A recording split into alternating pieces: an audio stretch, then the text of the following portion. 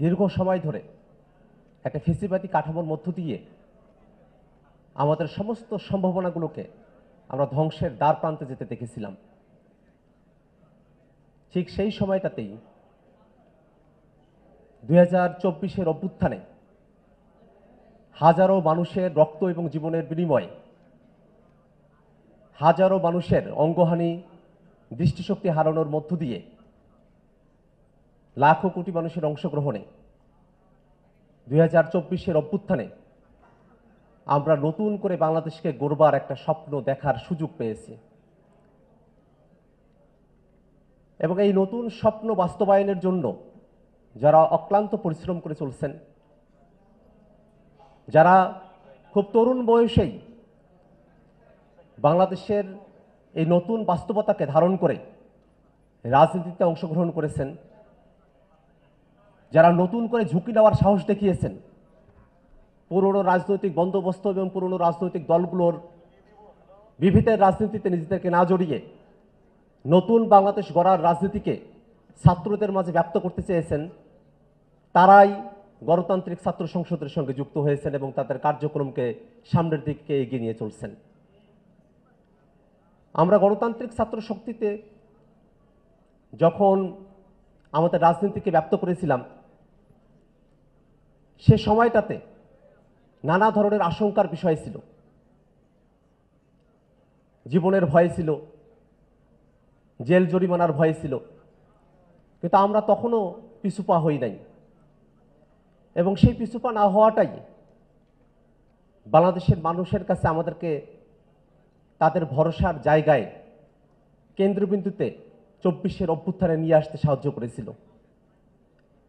আজকে এখানে গণতান্ত্রিক ছাত্র সংসদের যেসব নেতৃবৃন্দ উপস্থিত হয়েছেন, আপনারা প্রত্যেকে আপনাদের প্রত্যেকের জায়গায় এই অভ্যুত্থানের সময়কালে এবং অনেকে তারও অনেক আগে থেকেই বাংলাদেশের জন্য, বাংলাদেশের স্বাধীনতা সার্বভৌমত্বের জন্য, এই দেশটাকে ফেসিবাদ মুক্ত করতে আপনারা দীর্ঘ লড়াই এবং সংগ্রামের সঙ্গে যুক্ত রয়েছেন। গণতান্ত্রিক ছাত্র সংসদের যারা নেতাকর্মীরা আছেন, আপনারা বিভিন্ন জেলা এবং উপজেলাগুলোতে 24-এর অভ্যুত্থানকে সংগঠিত করতে আপনারা সর্বোচ্চ ভূমিকা পালন করেছেন। এ কারণে যে 24-এর অভ্যুত্থানের গর্ভ থেকে গণতান্ত্রিক ছাত্র সংসদের জন্ম, আমরা তাদের উপরে এই ভরসা করতে চাই যে সামনের দিনে এই বাংলাদেশকে নতুনভাবে গড়তে, 24-এর আকাঙ্ক্ষাকে ধারণ করে বাংলাদেশকে বিনির্মাণ করতে সবার প্রথমে যারা বাংলাদেশের হাত ধরবেন তারাই আপনারা আমার সামনে বসে আছেন, তারাই আপনারা গণতান্ত্রিক ছাত্র সংসদের নেতৃবৃন্দ। আমরা বাংলাদেশের আরো অনেক ছাত্র সংগঠন দেখেছি, অনেকে হয়তো দীর্ঘ সময় ধরে রাজনীতিতে আছেন, কিন্তু অর্জনের জায়গায় এবং সমালোচনার জায়গাগুলোকে যদি আমরা একখানে দেখি, তাদের অর্জনের জায়গাগুলো শূন্য হয়ে পড়ে। কিন্তু গণতান্ত্রিক ছাত্র সংসদ এমন একটা সংগঠন যার নেতৃবৃন্দ তারা হয়তো 24-এর অভ্যুত্থানে গণতান্ত্রিক ছাত্র সংসদ হিসেবে পরিচিত ছিলেন না, কিন্তু প্রত্যেকটা মানুষ তারা সকলে নতুন বাংলাদেশের অর্জনকে ধারণ করে এই গণতন্ত্র ছাত্র সংসদের কার্যক্রমকে তারা যুক্ত হয়েছেন। যে সংগঠন এতগুলো মানুষের আত্মত্যাগের বিনিময়ে তৈরি হওয়া, যে সংগঠন এত মানুষের আশা আকাঙ্ক্ষাকে ধারণ করে সামনের দিকে অগ্রসর হচ্ছে, সেই সংগঠনের সারা দেশের নেতাকর্মীরা আপনারা যখন এখানে একত্রিত হয়েছেন, আপনাদের কাছে উদাত্ত আহ্বান রাখি, এই নতুন বাংলাদেশকে গড়তে হলে আমাদেরকে সম্প্রীতির বাংলাদেশ বিনির্মাণ করতে হবে। গণতান্ত্রিক ছাত্র সংসদে নানা ধর্মের মানুষ থাকবে, হিন্দু, মুসলমান, বৌদ্ধ, খ্রিস্টান, তেমনি করে থাকবে সাঁওতাল, মারমা, চাকমারা। তেমনি করে এই বাংলাদেশে ইসলামের বিভিন্ন ধরন রয়েছে, হিন্দু ধর্মের মধ্যে নানা ধরনের ধরন রয়েছে। যে যে সম্প্রদায়েরই মানুষ হোক, যে যে বর্ণেরই মানুষ হোক, সেই বর্ণ এবং সম্প্রদায়ের ভেদাভেদ না করে, ধর্মের ভেদাভেদ না করে এক সম্প্রীতির বাংলাদেশ নির্মাণে কাজ করে যাবে গণতান্ত্রিক ছাত্র সংসদ। একইভাবে এই বাংলাদেশের বিশ্ববিদ্যালয়গুলোতে নানা ধরনের সংকটের মধ্য দিয়ে শিক্ষার্থীদেরকে যেতে হয়। আমরা অতীতে দেখেছি, যখন আওয়ামী লীগ তার ফ্যাসিবাদী শাসন বাংলাদেশে করছিল, ঠিক সেই সময়গুলোতে বাংলাদেশের বিশ্ববিদ্যালয় এবং কলেজগুলোতে তারা ছাত্রলীগের মাধ্যমে এক ত্রাসের রাজত্ব তৈরি করেছিল। সেই ত্রাসের রাজত্ব এত ভয়ঙ্কর ছিল, তারা গেস্ট রুম করত, গণরুম করত। যদি কেউ ছাত্রলীগ আওয়ামী লীগের বিরুদ্ধে কোনো যৌক্তিক সমালোচনাও করত, তারপরেও গেস্ট রুমে ডেকে নিয়ে গিয়ে অবর্ণনীয় অত্যাচার করে ছাত্রদেরকে মেরে ফেলার ইতিহাস তৈরি করেছিল এই ছাত্রলীগ। গণতান্ত্রিক ছাত্র সংসদের প্রধানতম কর্তব্য থাকবে এই বাংলাদেশে আর কোনোভাবেই যেন বিশ্ববিদ্যালয় ক্যাম্পাসগুলোতে ছাত্রলীগের মতো করে কেউ গণরুম গেস্ট রুম তৈরি করার সাহস দেখাতে না পারে, সেজন্য কাজ করবে গণতান্ত্রিক ছাত্র সংসদ। আমরা বিশ্ববিদ্যালয় প্রশাসনগুলোর দিকে তাকিয়েছি, তারা কোনো না কোনোভাবে ক্ষমতাসীন রাজনৈতিক দলের সঙ্গে তারা আতাত বজায় রাখে। ক্ষমতাসীন রাজনৈতিক দল যেভাবে বিশ্ববিদ্যালয়গুলোকে পরিচালিত করতে চায়, যেভাবে বিশ্ববিদ্যালয়ের শিক্ষার্থীদেরকে কোণঠাসা করে রাখতে চায়, যেভাবে বিশ্ববিদ্যালয়গুলোকে ব্যবহার করে ক্ষমতাকে দীর্ঘায়িত করতে চায়, তার সঙ্গে সহযোগী হয় বিশ্ববিদ্যালয়ের প্রশাসনগুলো। আপনারা যারা এখানে উপস্থিত হয়েছেন, আপনাদের কর্তব্য হলো বাংলাদেশে আর কোনো বিশ্ববিদ্যালয় প্রশাসন যেন কোনো দলের তাবেদারি করতে না পারে তা নিশ্চিত করা। এই বাংলাদেশের মানুষেরা দীর্ঘ সময় হলো স্বাধীন হয়েছে, কিন্তু যে কথা বলে বাংলাদেশ স্বাধীন হয়েছিল, সাম্য, মানবিক মর্যাদা, সামাজিক সুবিচার, তার কোনো কিছুই এখনো পর্যন্ত আমরা অর্জন করতে পারি নাই। এই বিশ্ববিদ্যালয় ক্যাম্পাসগুলো থেকে আপনারা যারা এখানে শিক্ষার্থীরা আছেন, আপনাদের প্রধান কর্তব্য থাকবে যে আকাঙ্ক্ষার ভিত্তিতে বাংলাদেশ স্বাধীন হয়েছিল, সেই সাম্য, মানবিক মর্যাদা এবং সামাজিক সুবিচার বাংলাদেশে যতক্ষণ পর্যন্ত না প্রতিষ্ঠা হয়, ততক্ষণ পর্যন্ত আপনারা লড়াই করে যাবেন। একই সাথে বাংলাদেশের সাধারণ মানুষেরা তারা এই বাংলাদেশটাকে নিয়ে অনেক স্বপ্ন দেখে। একটা গণতান্ত্রিক, জবাবদিহিতাপূর্ণ, দুর্নীতিমুক্ত বাংলাদেশের স্বপ্ন তারা দেখে। কিন্তু বাংলাদেশের প্রচলিত রাজনৈতিক দলগুলো এই বাংলাদেশকে গণতান্ত্রিক কাঠামোতে রাখতে চায় না, তারা তাদের ক্ষমতাকে দীর্ঘায়িত করতে চায়। বাংলাদেশে একটা গণতান্ত্রিক ব্যবস্থা তৈরি হোক, জবাবদিহিতা থাকুক, ক্ষমতার ভারসাম্য থাকুক, তারা সেটা চায় না। এখানে আমার সামনে যেসব নেতৃবৃন্দ আপনারা উপস্থিত আছেন, গণতান্ত্রিক ছাত্র সংসদের সঙ্গে কাজ করছেন, আপনাদের কর্তব্য হলো বাংলাদেশের প্রত্যেকটা রাজনৈতিক দলকেই বাংলাদেশের স্বার্থের পক্ষে কাজ করতে বাধ্য করা। জাতীয় নাগরিক পার্টি এনসিপির সঙ্গে আমাদের ছাত্র ভাইদের একটা মতাদর্শিক, একটা ভাবাদর্শিক সম্পর্কের জায়গা রয়েছে। আমরা ডান বামের বাইনারির বাইরে গিয়ে যেমন করে বাংলাদেশে একটি মধ্যমপন্থী রাজনীতির সূচনা করতে চেয়েছি, গণতান্ত্রিক ছাত্র সংসদও তেমনই একটি রাষ্ট্রকল্পের সঙ্গে তেমনই মধ্যমপন্থী এক বাংলাদেশের জন্য তারা লড়াই করে চলেছে। আমরা জাতীয় নাগরিক পার্টি এনসিপি, আমরাও যদি কোনো ভুলের দিকে পা বাড়াই, আপনারা যারা ছাত্র নেতৃবৃন্দ আছেন, আপনাদের দায়িত্ব হলো আমাদেরকেও সঠিক পথে রাখা। আমরাও যেন কোনোভাবেই বাংলাদেশের বাইরে গিয়ে বাংলাদেশের জনগণের স্বার্থের বিপক্ষে গিয়ে কাজ করার সুযোগটা না পাই।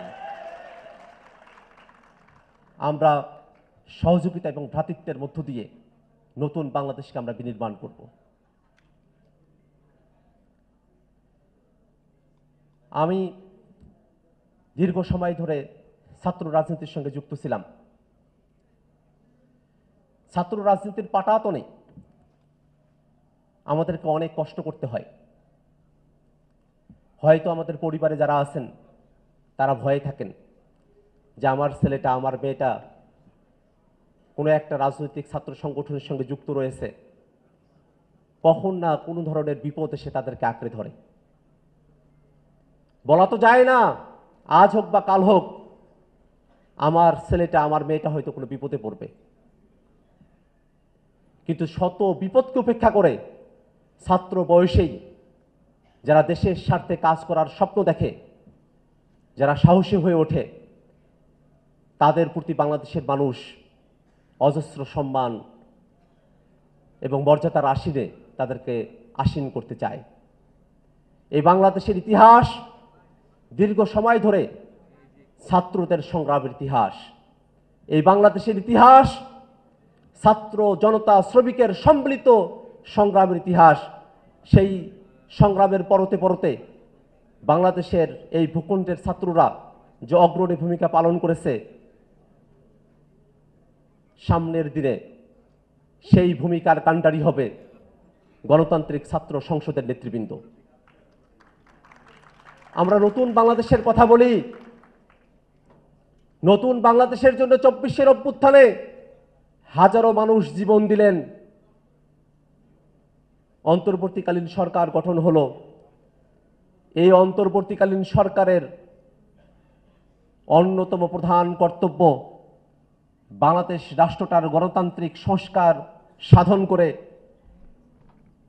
ফেসিবাদের সঙ্গে যুক্ত গণহত্যাকারী ফেসিবাদকে বিচারের মুখোমুখি দাঁড় করিয়ে একটা গ্রহণযোগ্য নির্বাচন আয়োজন করে বাংলাদেশকে শান্তির প্রতি অবিচল রাখা। অন্তর্বর্তীকালীন সরকার ঐক্যমত্য কমিশন গঠন করেছে। জাতীয় নাগরিক পার্টি এনসিপি একটা নিয়মতান্ত্রিক রাজনীতির ধারা থেকে ঐক্যমত্য কমিশনের সকল প্রোগ্রামে আমরা উপস্থিত হয়েছি। শুধু তাই নয়, ঐক্যমত্য কমিশনে গণতান্ত্রিক প্রস্তাবনাগুলোকে বাস্তবায়নের জন্য নেতৃত্বের ভূমিকা পালন করেছে জাতীয় নাগরিক পার্টি এনসিপি।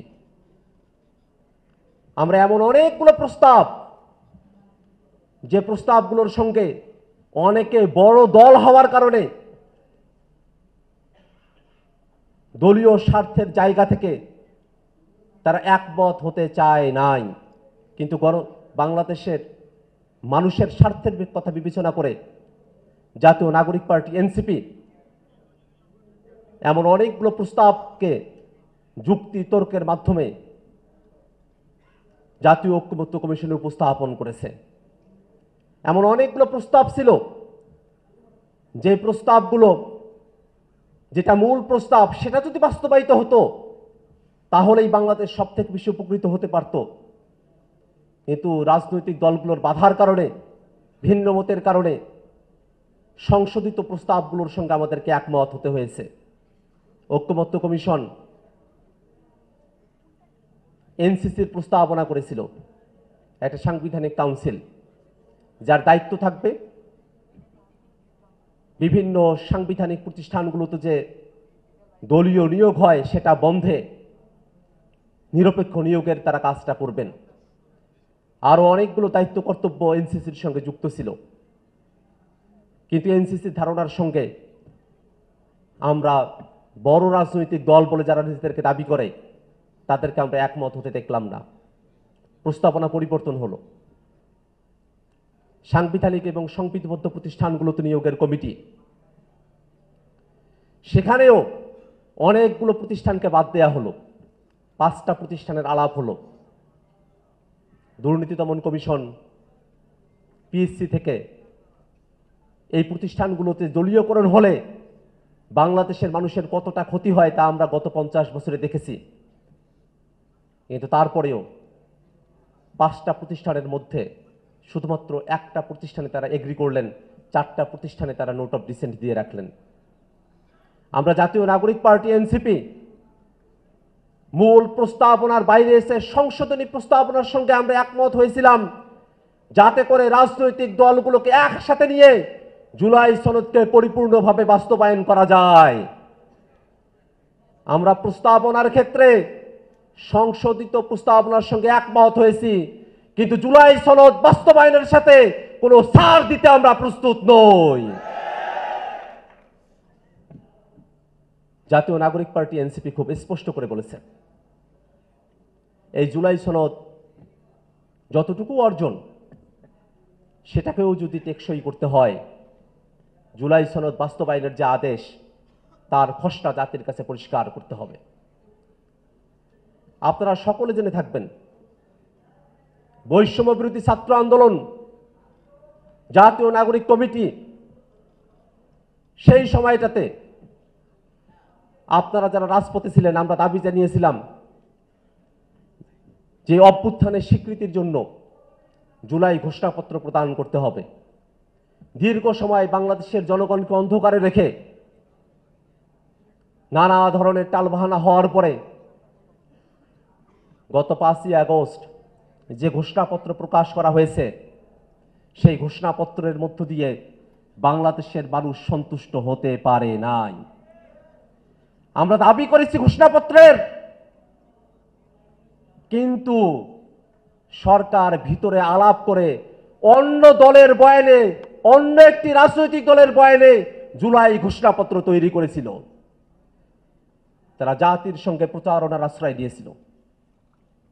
জুলাই সনদের সময়টাতে অন্তর্বর্তীকালীন সরকার যেমন একটি একপাক্ষিক জুলাই সনদ ঘোষণা করেছিল, জুলাই ঘোষণাপত্র ঘোষণা করেছিল, জুলাই সনদের সময়টাতে জাতি জুলাই ঘোষণাপত্রের মতো প্রতারিত হতে চায় না। আমরা আমাদের দলের তরফ থেকে জানিয়েছি, জুলাই সনদ বাস্তবায়নের পথরেখা পরিষ্কার হলে পরেই জুলাই সনদে স্বাক্ষরের বিষয়ে জাতীয় নাগরিক পার্টি অংশগ্রহণ করতে পারে। গত 17 তারিখ জুলাই সনদের স্বাক্ষর অনুষ্ঠান হয়েছে। অনেকগুলো রাজনৈতিক দল সেই স্বাক্ষর অনুষ্ঠানে অংশগ্রহণ করেছেন। স্বাক্ষর করার পরে রাজনৈতিক দলগুলো দুই ভাগ হয়ে গেছে। একটা অংশ জুলাই সনদের স্বাক্ষর মুছে দিতে চায়, আর একটা অংশ জুলাই সনদের স্বাক্ষরটাকে পার্মানেন্ট কালি করে এটাকে কাগজে দলিলে রূপান্তর করতে চায়। জাতীয় নাগরিক পার্টি এনসিপি জুলাই সনদে তখনই স্বাক্ষর করবে যখন জুলাই সনদের পরিপূর্ণ বাস্তবায়নের নিশ্চয়তা তৈরি হবে। এর আগে কোনোভাবে জাতীয় নাগরিক পার্টি জুলাই সনদের স্বাক্ষরের অনুষ্ঠানের সঙ্গে একাত্ম হতে পারে না। বন্ধুগণ আমার, অনেকে বলছেন যে একটা রাজনৈতিক দল তারা জুলাই সনদের স্বাক্ষরের সুযোগ খুঁজছে।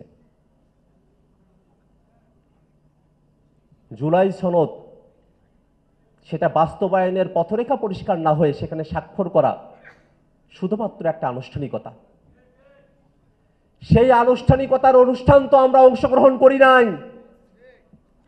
জাতীয় নাগরিক পার্টি যদি মনে করত শুধুমাত্র জুলাই সনদের স্বাক্ষরের মধ্য দিয়েই বাংলাদেশের গণতান্ত্রিক ব্যবস্থার উন্নয়ন সম্ভব হবে, জুলাই সনদের বাস্তবায়ন নিশ্চিত হবে, তাহলে গত তারিখেই আমরা সেই স্বাক্ষর অনুষ্ঠানে অংশগ্রহণ করতে পারতাম। অনেকে আমাদেরকে অনেক কথা বলেছে যে তোমরা শর্ত দিয়ে জুলাই সনদে স্বাক্ষর করো। আমাদেরকে শর্তের কথা বলা হয়েছে, কিন্তু আমরা জানি যত শর্তই দেয়া হোক, যত কিছুই করা হোক, একবার স্বাক্ষর হয়ে গেলে এটাকে 90-এর 3 জোটের রূপরেখার মতো ব্যর্থ একটা সনদে পরিণত করার মতো চক্রান্ত করে বাংলাদেশকে আবারও ফেসিবাদী কায়দায় ফিরিয়ে নিয়ে যাওয়ার নানা ধরনের অপশক্তি বাংলাদেশে বিদ্যমান রয়েছে। সেই শর্তের প্রলোভনে জাতীয় নাগরিক পার্টি হাত দেয় নাই। কারণ জাতীয় নাগরিক পার্টি মনে করে